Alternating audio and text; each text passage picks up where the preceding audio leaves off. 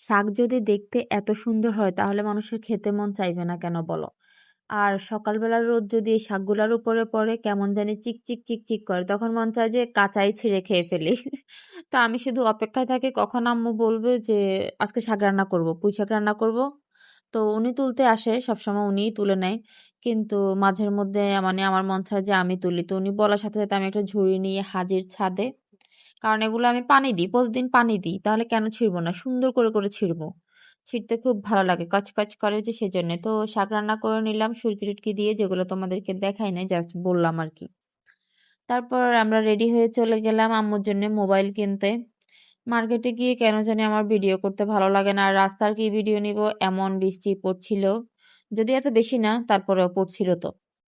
তারপর এই তো মোবাইল-টোবাইল কিনে বাসায় আসার পরে ইনায়ার বাবা আমার ননদের মেয়েকে কোলে নিছে। ইনায়ার প্রচুর হিংসা হচ্ছে। তাড়াতাড়ি করে বাবার কোলে উঠে গেছে। তারপর বাবা যে এভাবে নিছে মাশাআল্লাহ সে তো খুবই খুশি।